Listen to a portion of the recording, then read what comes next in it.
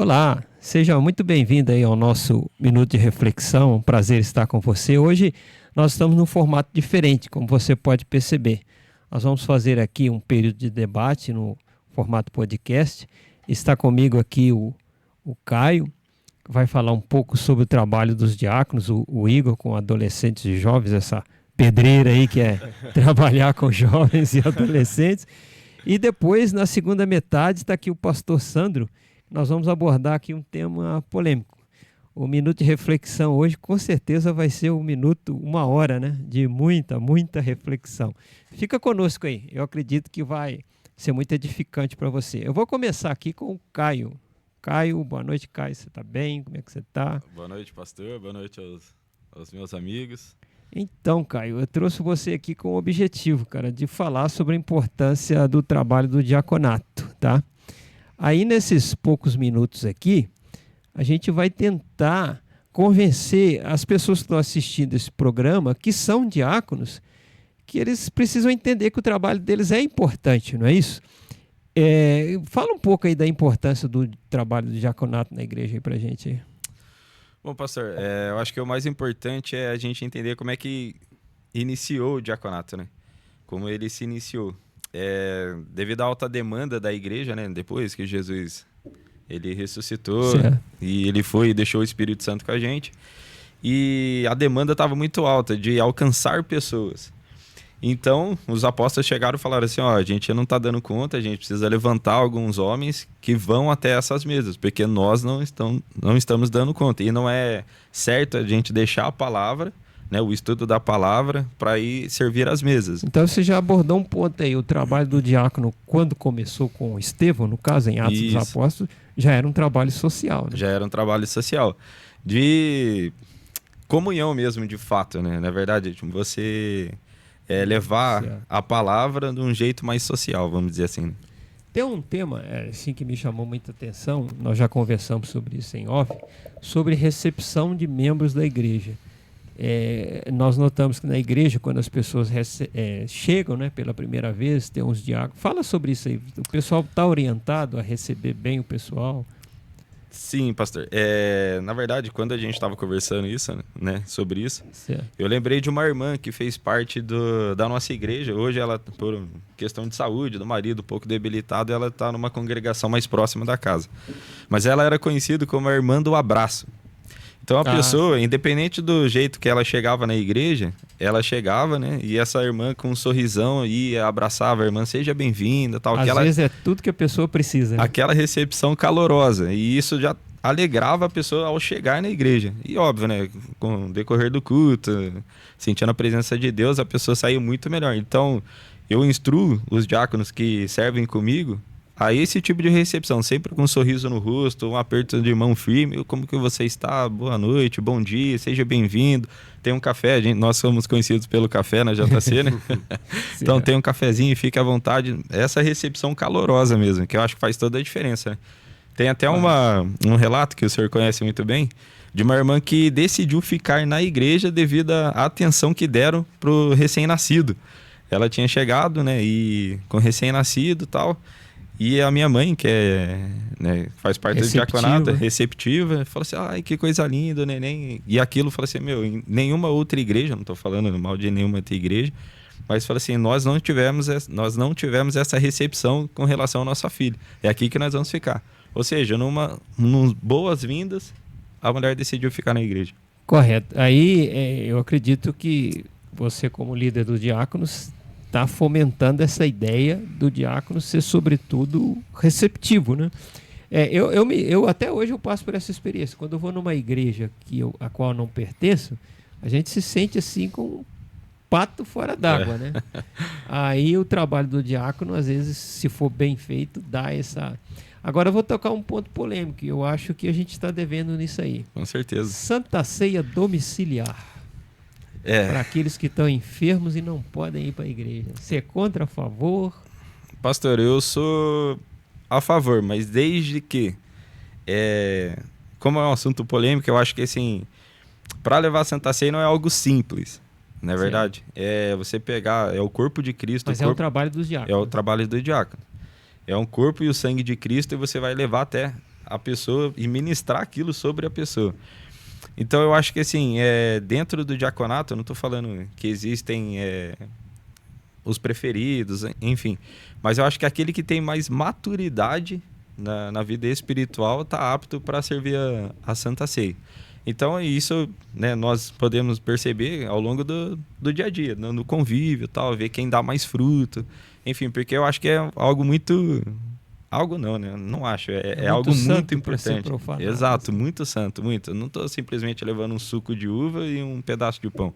É o corpo e o sangue de Cristo. Certo. Eu estou falando isso porque é uma experiência da minha sogra. Ela tem Alzheimer, né? Uhum. E, no princípio, até o grupo do diaconato da igreja que ela frequenta levava a Santa Ceia para ela todo mês.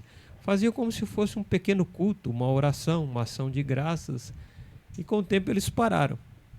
Aí vem aquela ideia, né? A comunhão, lógico, exige a presença, mas existem pessoas que a presença já não é mais possível, né? Uhum. E eu acho que isso aí dá um reflexo não somente para a pessoa que está enferma, mas para a família dela, onde ela percebe, puxa vida, a igreja que a minha mãe frequenta se importa com ela, tanto que eles não esqueceram dela. Isso é verdade. Até aconteceu um lance na JC, que a irmã, ela não estava debilitada, mas ela não pôde participar da ceia. Ela já estava algum tempo, né, fora dos cultos, enfim. E quando ela apareceu, eu cheguei nela e falei assim, ó, e aí, vamos participar da ceia? Você não veio no culto e tal? Ela falou assim, vamos. E quando eu fui ministrar a ceia sobre ela chorou e agradeceu muito a Deus, porque eu acho que na cabeça dela, talvez, né, ela tenha pensado, eu não vim no culto, eu acho que eu não estou aos olhos das pessoas digna, apta para participar, enfim. E foi um momento muito bonito. E a respeito de domiciliar, pastor, nós fizemos isso acho que umas 2 ou 3 vezes apenas. E é algo que a gente precisa melhorar muito no diaconato em si, na JC. Porque as pessoas nem sempre não vão porque não querem, né? Às vezes não vão porque não conseguem, não podem, por problema de saúde, ou então... Aconteceu domingo, uma irmã do diaconato falou assim, tô com muita gente em casa, eu não consigo ir até a igreja. Não foi culto de ceia, mas foi uma eventualidade que a impediu de ir até a igreja. E nós vamos privá-la de sentar à mesa com Cristo por causa disso. Então eu acho que... Eu gostaria, se vocês me permitissem rapidamente, de Sim, deixar pastor. uma pimenta no ar. A ceia nunca foi sobre comer ou beber. Peraí, dá um tempinho. Acho que... Cara, eu tenho que mexer. Eu que não tenho sorte. Continua vocês.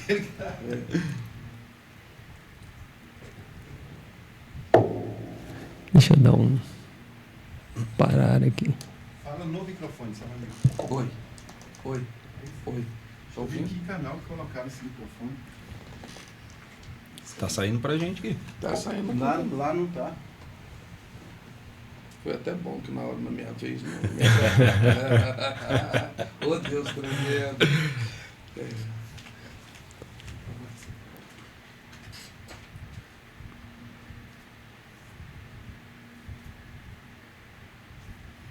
Você lembra como que você iniciou a frase? Aí você já...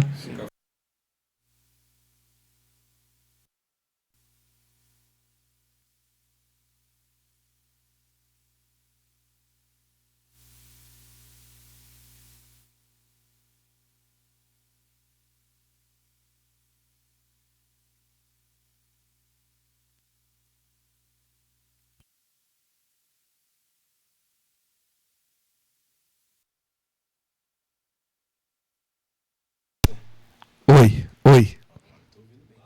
Eu não tô te ouvindo. Fala. Só o meu que tá ligado? Tá bom.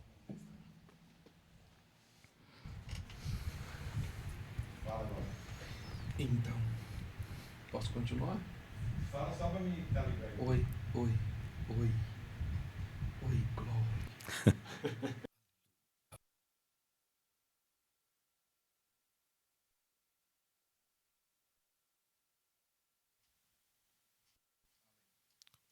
Oi, nada.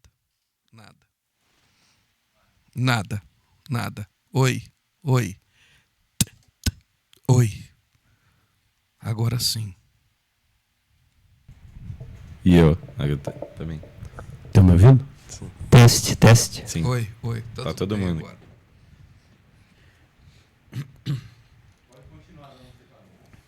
Então eu gostaria, pastor Adilson, irmãos, de deixar aqui uma pimenta nesse assunto. Porque a ceia ela nunca foi sobre comer e beber. Mas isso vai ficar para um outro podcast. Um outro podcast nós vamos vir aqui falar sobre este assunto que é muito importante. Sim. Tá certo. Ô, Caião, diz aqui para mim, visita aos enfermos. Vamos falar da JC, tá, pastor? É uma, né, um ofício do diaconato, mas nós abrimos um novo ministério na JC, que é o Ministério Tocar. Então... Ministério Tocar. Isso. Essas pessoas que fazem parte do Ministério Tocar, que estão fazendo esse papel. Eles estão indo até os enfermos, estão levantando suprimentos para cestas básicas, enfim. Como é que fala? Casos de recuperação, eles estão fazendo visitas. Mas é o Ministério Tocar. Não deixa de ser do diaconato também. Tanto que há pessoas do diaconato que fazem parte do Ministério Tocar. Mas na JC está sendo assim. Não deixa de ser uma função do diaconato. Mas nós designamos um ministério para isso. Próprio para isso. Deixa eu colocar uma frase para se pensar. Diaconizar é também evangelizar? Olha, eu acredito que sim, pastor. Eu acredito que sim. Que na Bíblia fala que há algumas características para ser diácono. Então, se você segue aquelas características, você automaticamente está evangelizando com seu jeito de viver, seu modo de vida. Então, em Atos 6, eles falam que para ser diácono, quando escolheram os 7, tinha que ser cheio do Espírito Santo, de sabedoria, e esqueci a terceira característica. Mas, enfim, eram homens irrepreensíveis. Certo. E quando, lá em 1 Timóteo, quando Paulo fala sobre os diáconos, ele traz uma série de características também que a pessoa ela deve viver, né? Deve cumprir. Então, se o diácono é daquela maneira, ele automaticamente está evangelizando. Poxa, esse cara é uma referência para mim. Esse cara é um modo de vida que eu também quero ter. Então, eu acho que diaconizar automaticamente é evangelizar. Vamos raciocinar aqui. Você nomeia alguém para diácono. E se essa pessoa, de repente, não está tendo aquela performance ideal de diácono? Não estou cobrando aqui o talento da pessoa. Sim. Alguns têm, né, mais desenvoltura, outros não. Mas falta de interesse, por exemplo, dá para tratar essa parte na pessoa? Como é que é? Eu acredito que sim, pastor. A falta de interesse talvez tenha vindo por um desânimo, né? As pessoas... Ou falta de vocação? Ou falta de vocação. Tanto que já aconteceu, eu me entristeço e às vezes até coloco em xeque a minha liderança. Assim, poxa, será que estou sendo um bom líder? Por diáconos estarem desistindo do ministério? Mas como o pastor Lucinho Barreto uma vez disse, nós não somos Espírito Santo na vida de ninguém. Então não tem como, né, eu direcionar a pessoa no sentido de ser como convencer, vamos dizer assim, né? Quem convence é o Espírito Santo. Mas essa falta de interesse é um pastoreio mais de perto. Então, quando eu vejo que alguém está um pouco mais para baixo, está mais cansado, desinteressado, eu como líder eu chego mais perto e falo assim, vamos ter um acompanhamento. O que você acha da gente fazer um desafio de mandar devocionais diariamente? Tanto que eu já fiz isso no E já diaconato. aconteceu de você ter que afastar um diácono Já por aconteceu. causa Já desinteresse. Não talento, é claro. Tem pessoas que são, como você deu exemplo aí agora, a irmã do abraço, Isso. ela tem um talento natural. Exato. E a gente não pode cobrar da pessoa que ela não tem. Mas às vezes você vê que a pessoa tem condição de entregar mais, mas o desinteresse está grande e... É um ponto complicado, pastor, porque você afastar um diácono, você pode... Afastar da igreja. Então, o que eu tento fazer, né? Seguir o direcionamento dos nossos pastores. O que foi passado pra gente, no caso, como líder? Quem deixar de participar... Aliás, um abraço aí ao pastor Thales, pastor um abraço Analice. aí, pastor. Um abraço, pastor. Aos nossos pastores. Mas ele deixou bem claro, falou assim, cara, a gente precisa ter um pouco mais de seriedade nesse sentido. Deixou de ir 2 cultos, serve só no mês que vem. Porque aí a pessoa já não foi 2 cultos, e quando quando vai servir, então senta, se alimenta, enfim. Aí você tocou num ponto legal, rapaz. É que muitas vezes a gente observa que o diácono ele concentra mais em servir do que ser ministrado. Dá para balancear isso aí? Dá, e ainda bem que o senhor tocou nesse ponto. Uma coisa que eu sempre falo pro diaconato, é mais importante ouvir do que servir. Quando Jesus chega até a casa de Lázaro, ele fala para Maria, né? Fala para Marta, Marta, você está, em outras palavras, muito atarefada. Maria não, Maria sentou aos meus pés e ouviu. E essa é a boa parte. Então eu sempre falo pro diaconato, gente, eu amo servir, é importante servir, mas mais importante do que servir, você tem que estar alimentado. Como que você vai servir bem se você não se alimenta?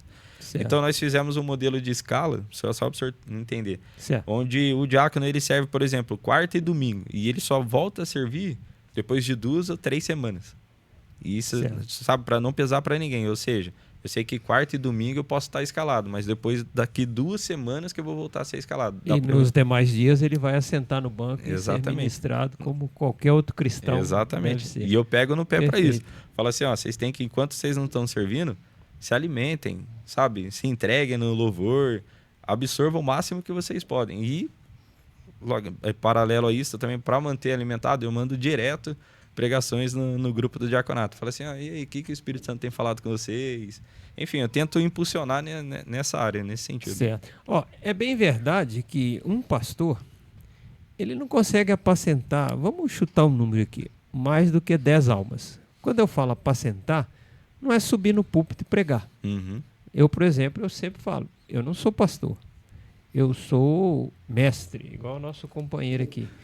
Eu perto dele não sou nada, né? Eu sou um mestre pé de chinelo. Mas o meu dom é de mestre. Então, às vezes as pessoas falam assim, irmão Adilson sobe no altar e prega e tal. Mas é porque é o dom.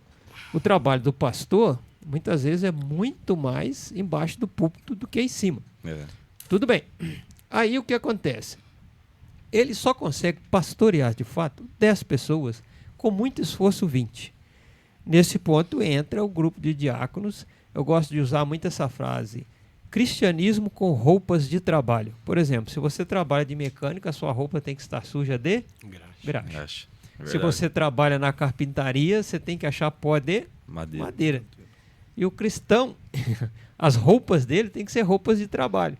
Tem que estar suja do trabalho de pastor. Aliás, dizem que o pastor, o bom pastor, ele tem que feder a ovelha. É meio pesado isso aí. Cheirar a ovelha. Por quê? Porque o pastor, ele carrega a ovelha no colo, ele cuida das feridas da ovelha, ele passa óleo para espantar as moscas, enfim. Né? Isso aí cabe um podcast. Né? Cabe um podcast, mais um.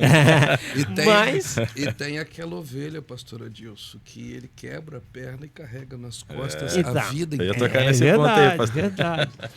Mas como que o diácono pode entrar nessa área de também apacentar? Porque muitas vezes, eu já percebi isso, o pastor não tem acesso íntimo a um membro da igreja e o diácono pode ter. Dá para fazer esse trabalho de pastoreio? Eu acredito que sim, pastor. Tudo se dá no meio da comunhão, não é verdade? E uma vez o diácono, ele está mais no meio do povo, querendo ou não, igual o senhor falou, né? O pastor não consegue apacentar mais do que 10, 20 almas e chutando muito alto. Agora o diácono não, está ali no culto. Quando não está servindo, está sentado ao lado da pessoa. Certo. E eu acredito que a gente derrama aquilo que a gente carrega. E se um dia a gente carregou cura, né? Se nós carregamos curas, até o lema da nossa igreja é tocados para transformar. Então, isso que uma vez foi derramado sobre o diácono, ele pode derramar sobre a pessoa ao lado. Eu acho que esse papel de pastoreio, eles vão derramar aquilo que nós, como líderes, derramamos sobre eles. E essa é a instrução que a gente tenta passar, certo. Entendeu? Mas eu acredito que sim, que um diácono ele pode fazer esse trabalho de apacentar, de aconselhar, de tentar impulsionar. Agora eu vou deixar o Caio descansar um pouquinho, eu vou partir para cima daquele cidadão. É ele que eu vou pegar agora. Tá ficando nervoso aqui. Igor, nosso fiel companheiro de luta aí, que trabalha com jovens e adolescentes, sofre, tem dia que quase arranca os cabelos. Né? Tá perdendo um pouco aí. Tá ficando careca de lidar com essa turma aí. E aí, Igor, eu quero fazer uma pergunta para você. Dá para combater a cultura woke dentro dos nossos jovens? Misericórdia. Boa noite, pessoal. Boa noite, pastor. Hoje em dia, né, a cultura woke ela tá impregnada. Para quem não sabe, Fala um pouco aí. A cultura woke diz respeito a hábitos e costumes, né?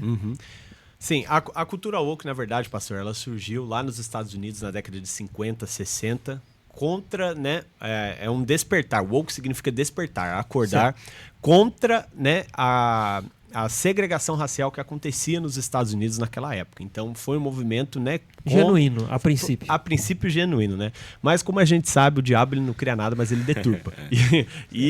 Mestres.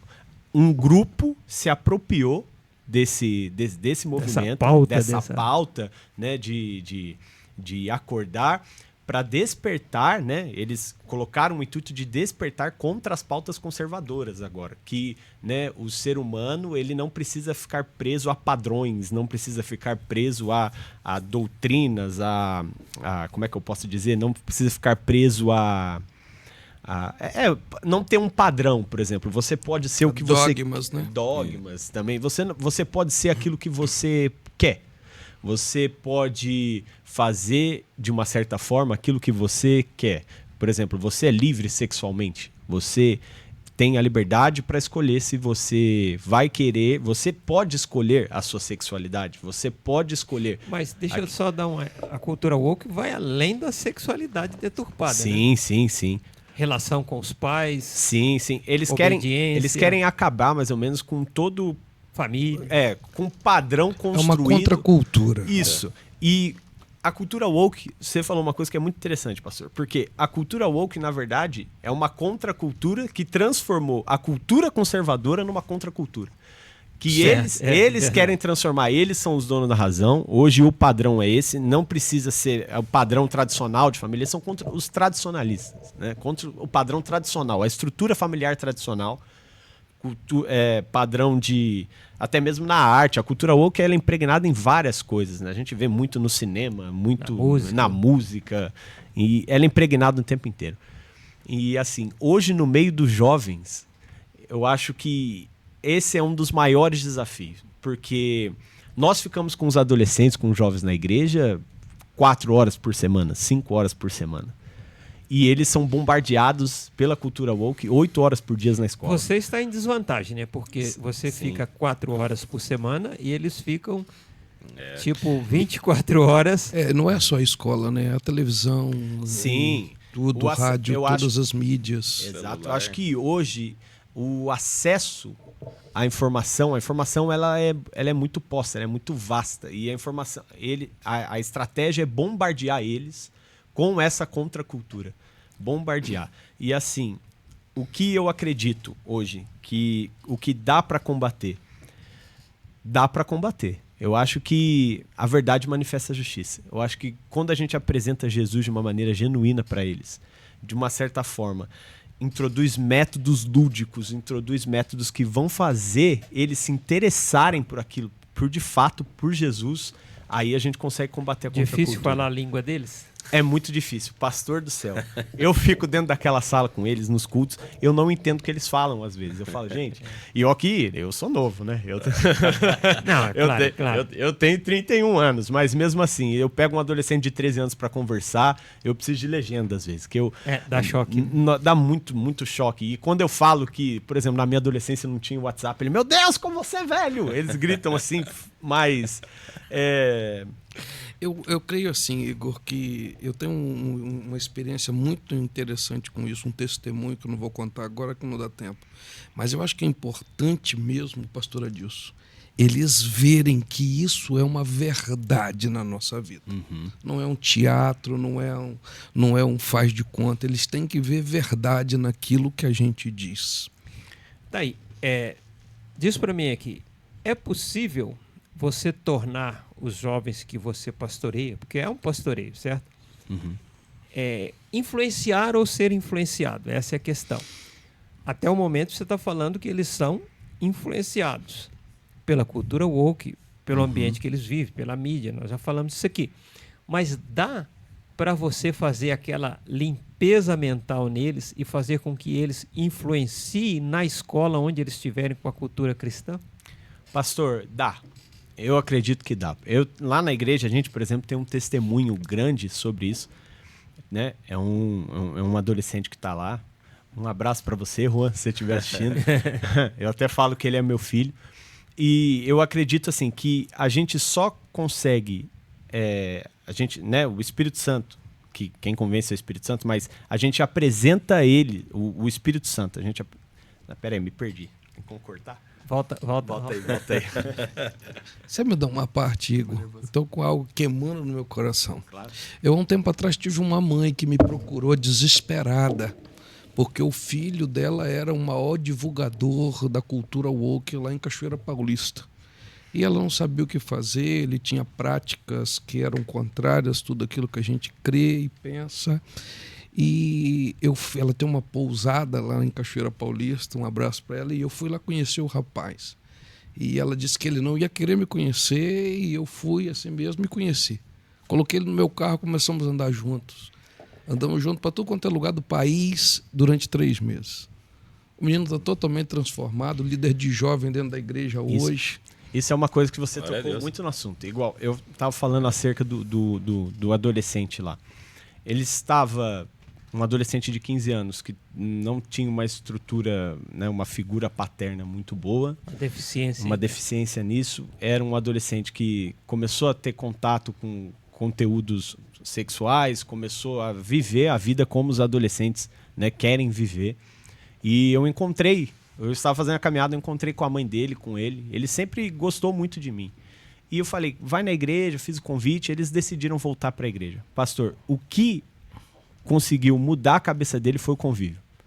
Foi o discipulado, o pastoreio de perto. Aí você tocou no ponto. E, O convívio gerou mais efeito do que a pregação. com certeza. Isso Eu aí. acho que assim... Porque o convívio a gente chama de discipulado, mas se você falar para a audiência discipulado, fica aquela palavra assim meio... O convívio. Ele, esse adolescente, ele vira e mexe, ele vai para cima e para baixo comigo, e ele estando ao nosso lado, nós vimos como a vida dele tem sido transformada e como aos poucos ele começou a deixar esses padrões que o mundo impregnou na mente dele. E eu acho que o maior método de nós influenciarmos é o pastoreio de perto. Para o adolescente que funciona Então, é o convívio. aí você tem um grande desafio, porque você está tendo esse trabalho todo com uma pessoa. Sim, sim. E você não tem só uma. Não. Aí você vai ter que focar em treinar para enviar, ou treinar para replicar. Dá para fazer isso aí? Treinar ele para que ele treine outros? Com certeza, que já é uma coisa que já queima no meu coração, já tenho alinhado isso até com os pastores. Eu falei para ele assim, Juan, eu não sei muita coisa, mas o que eu sei eu vou te ensinar. Porque o convívio, né, eu acho... Só abrir um parênteses aqui, eu acho muito interessante. Paulo fala assim, eu quero saber como é seguir Jesus, olha para mim. Você quer saber como é seguir Jesus? Olha para a minha vida e você vai saber como é seguir Jesus. E no convívio, as pessoas... Por isso que nós devemos ser uma placa que aponta o caminho para Deus o tempo inteiro. E nesse convívio, ele viu. E o coração dele começou a queimar, a pulsar, ele se apaixonou por Jesus e ele falou, eu também quero fazer. Isso Certo. já despertou um espírito missionário nele. Eu falei, então... essa parte você alcançou. Agora, e a capacidade dele replicar o que você passou para ele nos outros? Aí é ensino, pastor. Aí entra a gente sentar, eu não sei muito, mas o que eu sei eu vou te ensinar tudo Você com tem que base despertar bíblica. nele a paixão Sim. e passar para frente. Sim. E graças a Deus, mas eu acho que é natural, pastor. Eu acho que é de uma Natural. maneira mais natural isso. Porque pelo convívio dele, por exemplo, que eu pego como exemplo, ele já influencia os ambientes da escola dele. Na escola dele ele já fala de Jesus. Ele já está fazendo isso. Até o apelido dele na escola é pastor agora. Glória a Deus. Pastor Adilson, o meu jovem hoje ele é líder de mais de 300 jovens. Aí replicou. Então, Deus. cara, você está no caminho certo, vai dar certo. Em nome a de Deus. Jesus. Chega E o a me legal, arrepiar. o que ele fala é o seguinte, pastor. Muitos jovens de 15 anos você vê falando, qual é o seu sonho? Meu sonho é ser rico, meu sonho é ser empresário, meu sonho é ser jogador de futebol. YouTuber. E o mais legal o que eu escuto do Juan falar é o seguinte, ele fala o seguinte pra mim, o meu sonho é ser pastor e líder de jovens. Eu falo, glória a Deus. Criou Então, nele uma identidade. criou uma identidade. E o que cria, o que nós, como nós podemos combater essa contracultura, é estando perto. Nós influenciando, nós deixamos eles de serem influenciados. Porque o que acontece com o jovem? Você treina ele, você prepara ele, coloca valores cristãos na cabeça dele. Só que você não vai estar do lado dele quando ele estiver na escola, onde muitas vezes ele vai ser ridicularizado. Precisa trabalhar essa área Porque à medida que ele muda o comportamento, ele vai sofrer uma rejeição dos jovens que antes se comportavam igual a ele. Não sei se eu estou sendo claro. Sim, sim. Dá para trabalhar essa prática da pessoa saber se defender e impor valores cristãos no meio da selva? Pastor, formando uma geração, eu acho que, tipo assim, eles conseguem combater todo esse ambiente, todo esse bombardeio que eles recebem, tornando eles loucos por Jesus. Como? Pegando exemplos bíblicos. Quando, por exemplo, eu vou ministrar uma aula lá no nosso Ministério de Jovens sobre Metamorfose. Quando eu vou ministrar uma aula no Metamorfose para eles, eu gosto de trazer de maneira lúdica para eles, de fazer eles interagirem como era a vida dos apóstolos, por exemplo. Nós estamos abordando o livro de Atos. A perseguição que eles sofreram, mas a recompensa que eles receberam no reino de Deus. E como eles foram influentes para fazer o reino de Deus avançar. Trazer eles para dentro dessa realidade e falar, olha só como o Espírito Santo pode influenciar. Fazer um despertar, um apaixonar neles nisso. Eu acho que... porque o jovem, ele é muito curioso, mas ele é muito intenso. Então, ou ele é 880, ou ele tá queimando, ou ele tá gelado. Então, a Então estratégia é se deixar o jovem sempre queimando por Jesus, não tem ambiente que tira isso da cabeça deles. Então, olha, nós já conversamos sobre isso. Um dos aspectos da cultura woke é apresentar para o jovem a sexualidade muito cedo. É como dar um 38 para uma criança e falar, brinca com isso aí. De repente, pam, ela dá um tiro e provoca uma tragédia. Você teve aí um start aí de dar aulas de educação sexual, não de sexualidade, mas sim a parte biológica.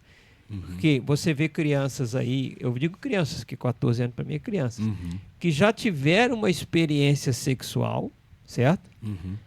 E não sabe nem sequer o próprio ciclo menstrual, no caso uma menina. Se você fala assim, como é que está o seu ciclo menstrual? Ela vai falar assim, o que é isso? Ela não sabe, mas já teve uma experiência sexual, quer dizer, isso é uma catástrofe.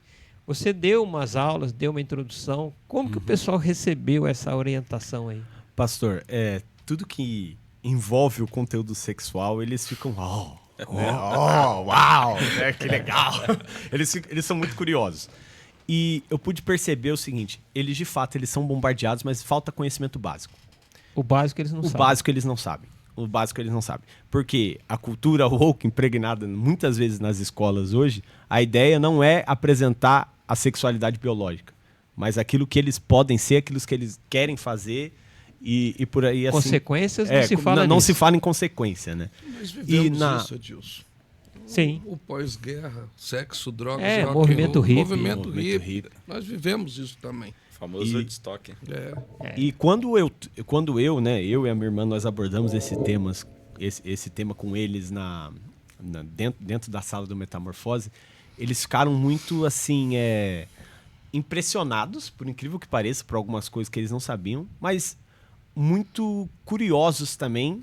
E eles já foram além, que eles queriam saber a consequência espiritual que isso poderia causar. Opa, isso é bom. Isso é muito bom. Despertou uma profundidade neles assim que até me surpreendeu. Falei, isso funciona assim, mas o que isso reflete no mundo espiritual? Eles já perguntaram. Isso é legal. E nisso a gente já trouxe. Pastor, mas foi uma roda de conversa depois que a gente teve que atender mas então um por um. Foi uma experiência positiva. Foi muito positiva, muito positiva. E eles ganharam uma consciência, uma visão que eles não tinham antes, referente a esse assunto. E eles comentam, assim, entre eles, assim, eles conversam comigo, os meninos conversam mais comigo, as meninas conversam mais com a minha irmã, né? Mas eles abriram, assim, a caixa de ferramenta deles, criou com também dúvidas um pouco de intimidade, de uma relação de confiança. Sim, criou, Isso com é certeza. legal. Isso é bem legal. E a gente pastorear de perto hoje, por exemplo, o senhor falou que a gente consegue pastorear no máximo 20 pessoas aí. Né? Eu acho que no Ministério de Jovens você perde o cabelo já com 5 ou 6. mas é muito prazeroso, vale muito a pena e a gente vê a transformação de vidas e como eles são intensos quando a gente fala de Jesus. Legal. Isso é muito legal. Tipo, eles são curiosos para as coisas do mundo, mas quando a gente pega uma Bíblia, por exemplo, igual, eu falei para eles assim, vocês estão breves a ir para o salão. Né, para a nave da igreja, quando vocês fizerem 16 anos. Mas vocês sabem como funcionam? Qual é a história dos patriarcas? Como surgiu a igreja? Muito pegar a Bíblia deles Muito com bom. profundidade, abrir e destrinchar, pastor. Fazer uma roda simples, vamos todo mundo sentar aqui, nós vamos falar sobre Abraão. Contar a história de Muito Abraão bom. e mergulhar eles na história. Pastor, isso desperta uma curiosidade, uma sede que eu acho que eu fiquei impressionado ao ver isso. fiquei Igor, eu impressionado. quero te dar uma informação rapidamente. Você nunca vai ver um filho de judeu brincando com o boneco do Ben 10, do Homem-Aranha, do Superman. De jeito nenhum. Não vai acontecer isso. O judeu, ele pega o filho dele pequenininho e fala: eu vou te contar a história de um herói. E aí ele começa a contar a história de Daniel. Vou te contar a história de outro herói. Ele conta a história de Caleb. Ele conta a história de Josué. Ele conta a história de Esdras. Ele conta a história, talvez você não saiba, mas Esdras foi o que fez o primeiro protótipo de Bíblia que o mundo conheceu. Foi Esdras que Ele fez. compilou os escritos de Moisés. Sim. Então, na história de Davi, por exemplo, ele passa meses contando a história de Davi. Então, eles são formados numa cultura de heróis verdadeiros. Legal, legal. Agora nós vamos passar para o segundo bloco aqui. Aí vocês vão me ajudar a apertar o nosso cidadão aqui. É um negócio ficou Agora é sério. todos contra um, hein? Vamos lá? Pastor Sandro, é a sua vez agora. Eu quero que você analise para mim o diálogo de Jesus e a mulher samaritana. A produção consegue colocar para nós aí o texto? Para que a gente possa discutir biblicamente o que Jesus estava dizendo aí. É lógico que vai de encontro a um conceito que muita gente tem, mas a Bíblia fala por si só. Então vamos deixar a Bíblia falar. É um texto que está em João 5. Agora até eu esqueci o versículo, meu Deus, misericórdia, mas está aqui. É 4, né, pastor? É 5, é 4, é 16, não tem problema. Só um minuto aqui, eu já abro. É 4, 16 ou 18. 4, 16 ou 18. Obrigado aí pelo auxílio aí. João 4, 16 ou 18, o diálogo de Jesus com a mulher samaritana. A certa altura do diálogo, Jesus diz essas palavras, né? Disse-lhe Jesus: vai e chama o seu marido. Jesus manda a mulher samaritana chamar o marido. E vem cá. Ao que lhe respondeu a mulher: não tenho marido. Ela disse que não tinha marido. Replicou-lhe Jesus: bem disseste, não tenho marido. Porque 5 maridos já tivestes, e este que agora tens não é teu marido. Isso disseste com verdade.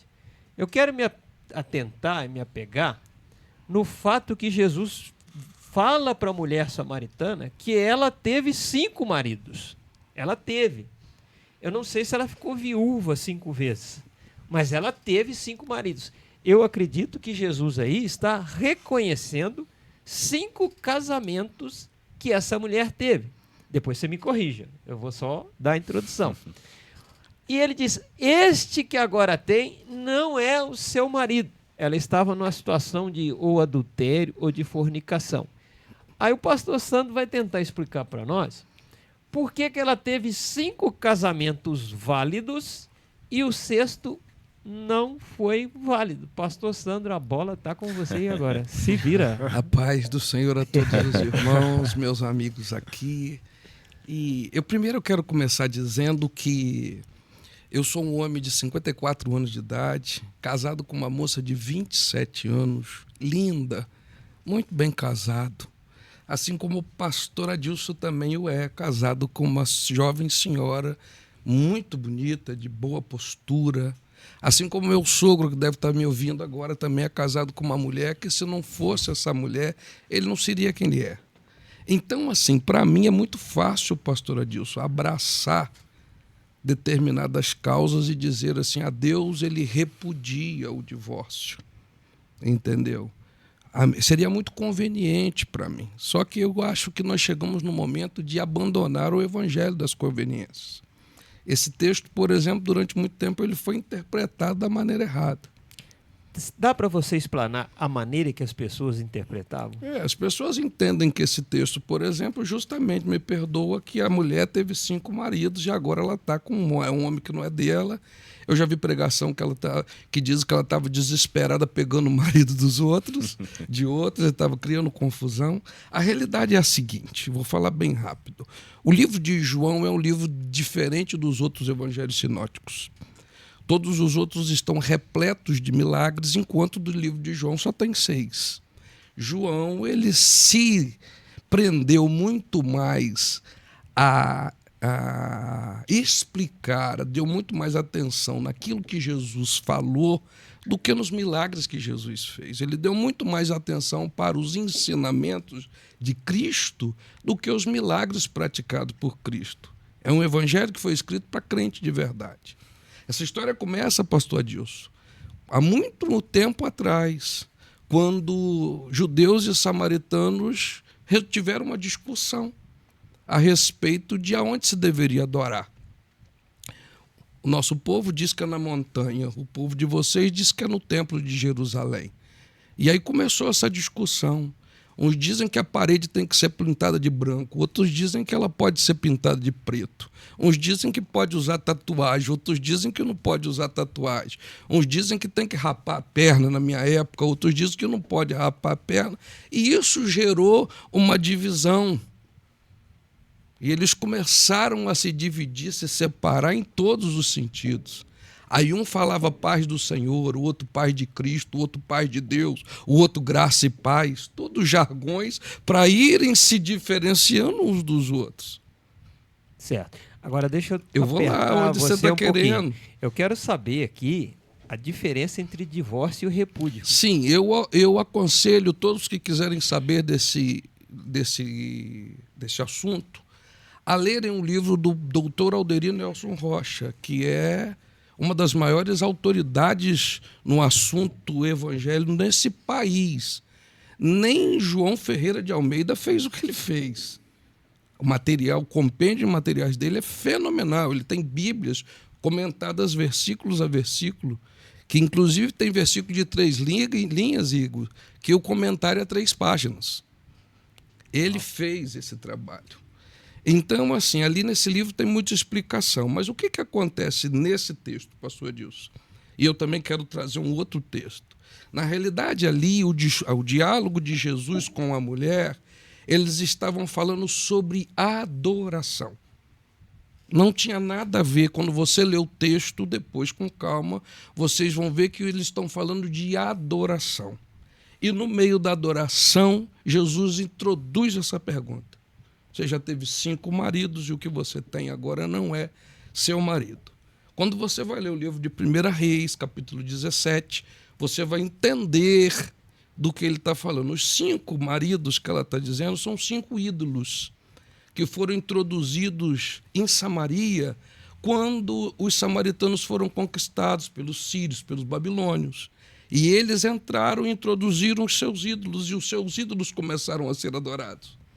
E, inclusive, o 6º, que é o marido, que agora ela não tem, o texto é muito claro quando ele diz: eles também adoravam, ao mesmo tempo que adoravam aqueles ídolos, eles adoravam Isso o tem Deus a ver do com céu. aquela palavra hebraica, Baal, Sim, é marido? Sim, Baal, meu marido, opa. Até hoje os judeus, quando falam, vou ver o meu Baal. Sim, então o que acontece? Para a gente entender bem, eles introduziram 5 deuses em Samaria. Os babilônios e os sírios, 5 deuses. E ali, como eles não sabiam adorar o Deus do céu, o texto diz, é muito claro, ele diz assim: Deus mandou os leões.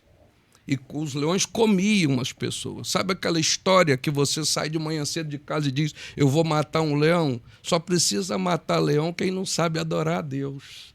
Porque quem sabe adorar a Deus não precisa matar leão. Então, ali foram introduzidos 5 deuses, e eles adoravam esses 5 deuses e também adoravam o Deus dos céus. O texto é muito claro, mas eu não queria me prender a isso. 5 maridos, vamos pegar no sentido mais amplo da palavra para a gente não se aprofundar tanto, que o tempo é curto. Ela tinha 5 maridos, eu penso que uma mulher que teve 5 maridos, pastor Adilson, ela é uma mulher que acredita muito mais no casamento do que a mulher que só teve um. Verdade. Essa tem fé. Ela está tentando pela 6ª vez, entendeu? O 6º marido. Quando você vê Jesus em Marcos 17, se eu não me engano, ele falando um outro texto também interpretado de maneira errada, que o fariseu vai a Jesus e pergunta para ele: é lícito dar carta de divórcio Opa. Aí- Repudiar. e repudiar a sua mulher? E Jesus diz para ele o que está na lei de Moisés. Na lei de Moisés está descrito lá, você pode olhar no livro de Deuteronômio 24, Manda repudiar. manda dar a carta do divórcio e manda a mulher embora. E é simples. Casou com a mulher. Vamos ver o texto? Tem Achou tempo? uma coisa indecente nela. Achou uma coisa indecente nela, O dá a texto diz carta. assim, coisa indecente. A gente não sabe o que é Coisa coisa indecente. indecente. Ele diz, Mas o texto vai dizer o seguinte: ó, casou com a mulher.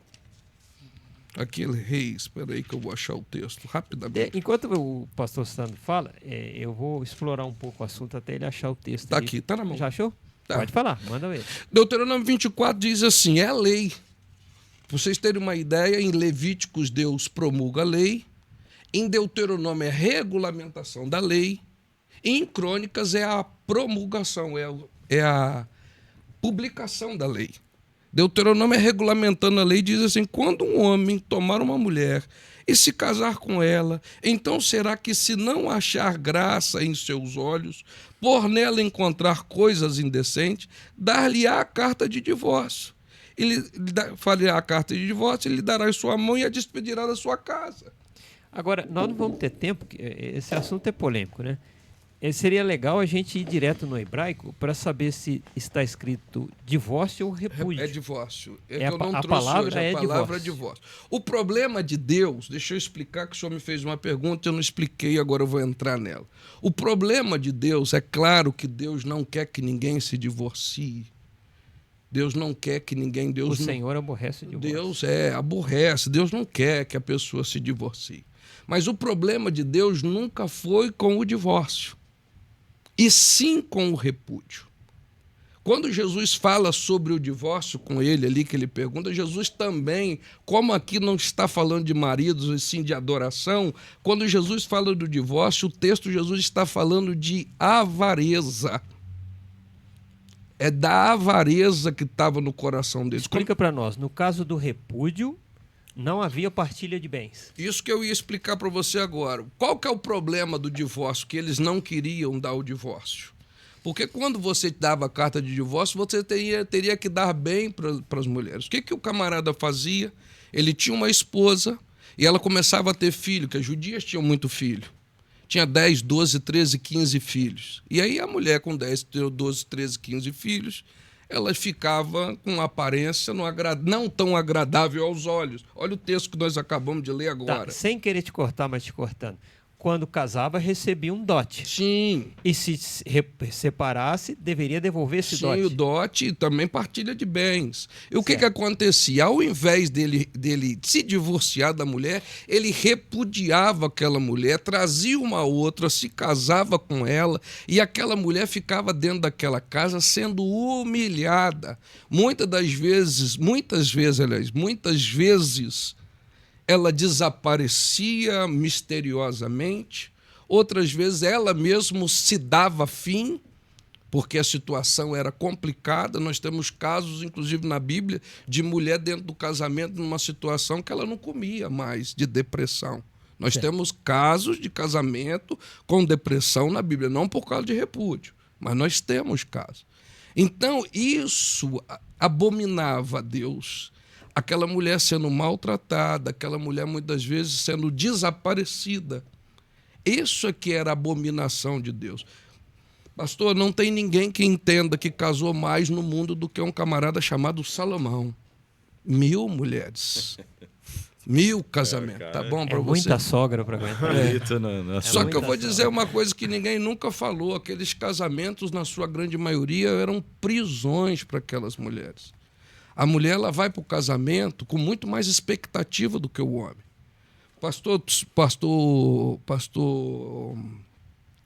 Meu Deus. Pastor Adilson foi para o casamento com 2 expectativas só: sexo e comida.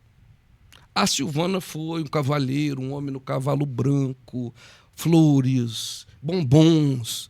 e viagens, e passeios, e A diferença entre expectativa e realidade. Ela foi com muitas expectativas. Aquelas mulheres que casaram com Salomão, elas foram com grandes expectativas. Elas estavam se casando com o maior homem que o mundo tinha conhecido em termos de sabedoria e conhecimento.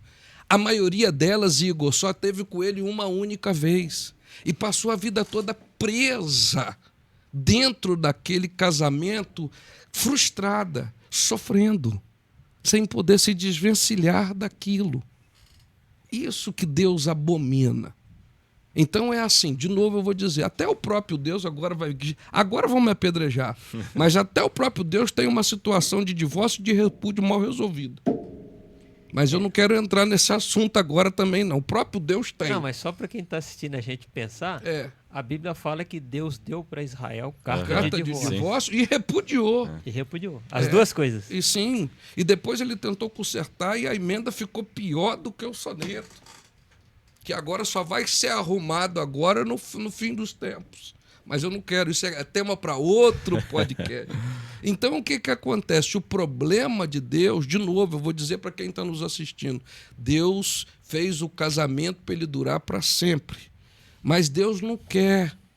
Não quer. Eu conheço casos... Os casos de violência doméstica. É isso que eu ia falar com você. Eu conheço o caso de uma mulher que apanhou do marido. Uma vez eu arrumei uma confusão na sede, que eu fui colocado de disciplina da sede da igreja que eu fazia parte, por conta disso. As irmãs falavam, vamos orar que Deus vai mudar ele. E o pau comendo. E cada vez o cara batendo, ele furou um olho e um ouvido da mulher. De tanta pancada. 30 anos de pancada todos os dias, onde a mulher era espancada, e depois, ela mesmo dizia, o pior não era ser espancado, pastor Adilson. O pior era depois de estar espancado, ele fala, tira a roupa que agora eu vou ter relação com você. Aí era um monstro. Misericórdia. E aí você vai dizer que Deus, se o camarada, se a mulher se separar de um camarada desse, Deus vai achar ruim? Não. Eu quero dizer para você que está nos assistindo agora, lute pelo teu casamento. Com todas as forças. Com todas as forças. Leve para o altar. O primeiro milagre que Jesus fez foi nas bodas de Canaã, num casamento. Terminando, a nossa história termina também em outra boda, na boda celestial. Deus ama o casamento. Só que aquele casamento da bodas de Canaã, ele também estava fadado a fracasso. Se Jesus não tivesse no meio daquela história, hoje nós estávamos contando uma história de um casamento fracassado. Então, assim, lute pelo teu casamento, lute, leva o teu marido, leva a tua esposa para o altar. Outra coisa que eu quero dizer para você, pastor Adilson, super mal interpretado. Porque a relação sexual ilícita dá direito ao camarada divorciar. É verdade, está lá no texto. Só que nem isso também é motivo para você divorciar. Vou dizer de novo, nem o adultério é motivo para você divorciar. Deus permite. Mas ele não está dizendo, me mostra o texto onde ele diz, se a mulher adulterar, se o marido adulterar, você deve se separar. Não tem esse texto. Até o adultério, ele é passivo. De perdão. De perdão. Eu conheço Perfeito. Famílias. Ô, Glória, eu pensei que você ia me bater hoje. Eu conheço famílias que a mulher adulterou, que teve filho com outro homem. E o camarada perdoou. E hoje eles vivem maravilhosamente. Eu conheço o caso de mulheres que perdoaram seus maridos, o adultério dos seus maridos, criaram os filhos. E vive hoje uma vida maravilhosa. Esse amigo, por exemplo, que assumiu o filho que não era dele, perguntou, você me acha um trouxa? Eu falei, rapaz, eu te acho mais homem do que eu, pelo menos umas 500 vezes. E homem de Deus, muito mais. Então não tem motivos que ampare o divórcio. Não tem. Não tem isso. Não, se te acontecer isso aqui, você pode... Não tem. Não há uma concessão. Não há. Você pode perdoar, inclusive, até o adultério. Só é permitido por causa da dureza do coração das pessoas, pastor Adilson. Dureza do coração. Dureza do coração. Foi o que Jesus falou. Foi o que Jesus disse. Vocês foi têm por causa da dureza do vosso coração que Moisés permitiu a carta de divórcio. Porque vocês são duros, vocês são maus, vocês maltratam. Avarentos. Coloca a mulher numa situação terrível da avareza. Aí a mulher ficava presa. Aí a outra É que eu não quero entrar aqui, mas diz, por exemplo, que Ana, quando ela ia ter relação com Caucana, ela fazia questão de fazer barulhos muito mais altos, aliás, que Penina, para que Ana escutasse. Então, são humilhações que essas mulheres sofriam. É uma situação, Deus quer que você viva bem no teu casamento. Deus quer que você tenha um casamento que seja primoroso. Agora, deixa eu abordar um tema aqui. Dentro do catolicismo, nós não estamos aqui pichando o catolicismo. Sim, claro que é não. uma análise. O casamento é visto como um sacramento. Sim. Os evangélicos não veem dessa maneira. Não, nós não vemos dessa maneira. Porque o que seria um sacramento? É uma ordenança de um bom cristão para ter uma comunhão. Ou seja, o bom católico deve se casar e ter filhos. Na realidade, se você for ver, por exemplo, algumas ordenanças de Paulo na Bíblia, ela diz que o homem de Deus ele tem que ser marido de uma só mulher, dada pouco vinho, entendeu? De reputação ilibada, o que vocês estavam falando aí agora. Então, ele tem umas ordenanças. Mas o próprio Paulo também diz, não de Deus, mas de mim, aquele que é solteiro que não case. Tá, agora deixa eu só apimentar. O tempo é curto, mas eu vou soltar essa aqui. Eu vou soltar essa aqui porque o tempo é curto. Sim. Há quem diga que Paulo era divorciado, que a mulher dele aceitou a carta de divórcio a partir do Sinédrio. Foi uma forma de... Explica pra gente aí, de expulsar Paulo do Sinédrio. Porque Paulo era fariseu, correto? Sim. E o fariseu que ocupa ali um lugar ali, ele necessariamente deve ser casado. Isso procede ou não tem fundamento? Não tem fundamento. Não tem fundamento até determinado ponto. O sacerdote, sim, você sabe disso. Deve ser casado. Tem que ser casado, mas até determinado momento, dentro do Sinédrio, não. Essa história que contam é falácia, não se ampara, não tem amparo em nenhum texto. O que Paulo era eunuco. Ele se fez eunuco por amor ao rei. Evangelho. Entendeu? Então não teve essa situação. Assim como fala que o espinho da carne de Paulo era o homossexualismo. E também não é. A pessoa está viajando, não tem base. Não tem base para isso. Então ele se fez eunuco por amor ao reino. Ele não tinha, para ele, uma mulher e um pé de samambaia era a mesma coisa. O próprio Paulo disse: aquele que estiver solteiro é melhor que não case, cuide das coisas do Senhor. Mas aquele que não se conter, que case, porque é melhor casar do que viver abrasado. É o que acontece muitas vezes, os escândalos da igreja que você acabou de citar. Pessoas que abraçam uma condição que elas não suportam. E aí a pessoa começa a ter problema de cabeça, problema psicológico e psiquiátrico seríssimo. Eu penso que se pegar um homem igual eu e falar comigo que eu não tenho que casar, vai dar ruim. Que eu já sei que eu não tenho. O próprio Jesus falou, essa condição. Nem todo mundo está apto para assumir essa condição. Admitir. Jesus tem uma passagem linda que ninguém explora ela, que ele diz: eunucos de nascença. Aqueles que a si mesmo se fizeram eunucos, e tem aqueles que foram feitos eunucos por amor ao reino. Quem puder admitir, admita. É bom negócio. Para nossa audiência aí, o eunuco é igual a castrado, tá? Sim, talvez o pessoal não saiba. O que é eunuco? Até tem uma divergênciazinha que tem pessoas que falam que a palavra eunuco é similar a servo, mas não necessariamente. Eunuco é um castrado. Por quê?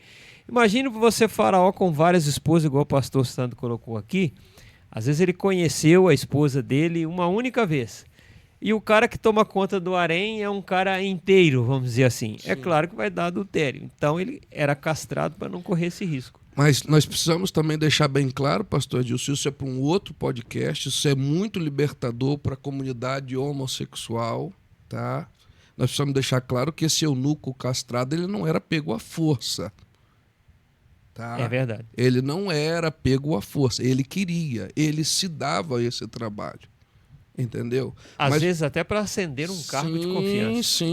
Sim. Depois, uma outra hora, nós vamos falar sobre eunucos muito importantes que tem na Bíblia.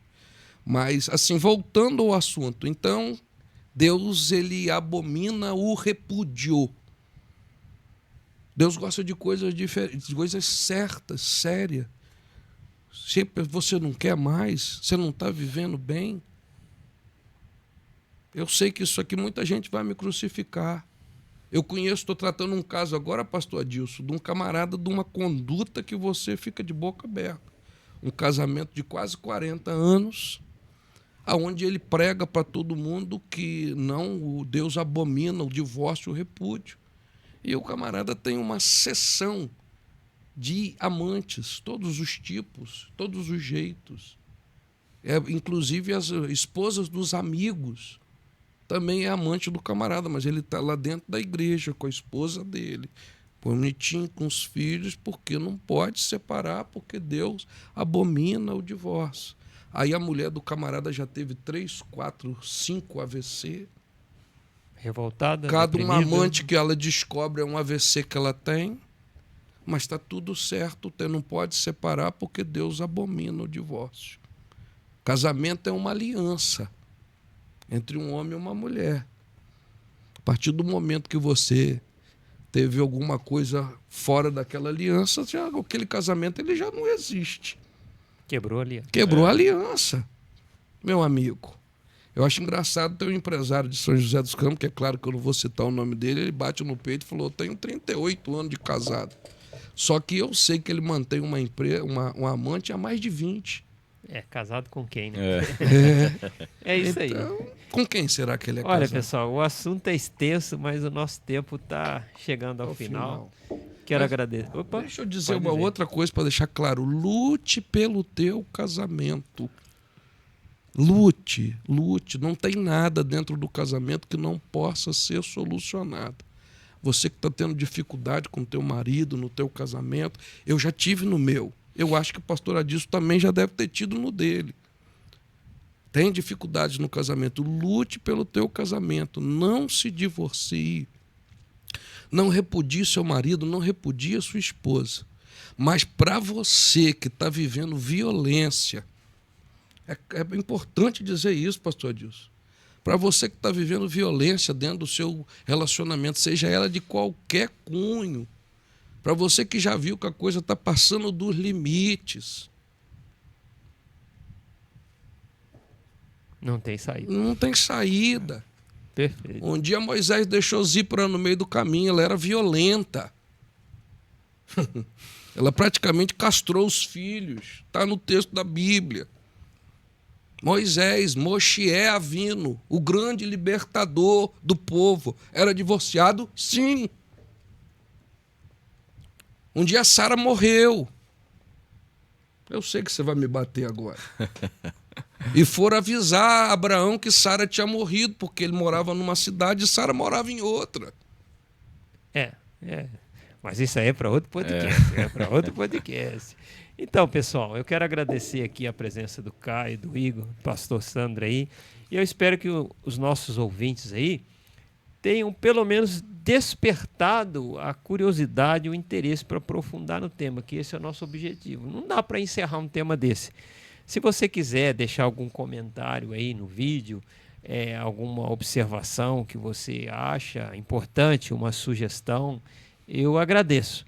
Vai ser um prazer, na medida do possível, responder a você. Nós não somos donos da verdade, a verdade é Jesus. Nenhuma. É verdade. Né? Mas é um podcast de opinião. E se a nossa opinião fez você pensar, nosso objetivo foi atingido, alcançado. tá bom? Vou terminar com aquele padrão que todo mundo conhece no Minuto de Reflexão. Fique bem e fique com Deus. Tchau. Amém. Tchau. Amém. Tchau.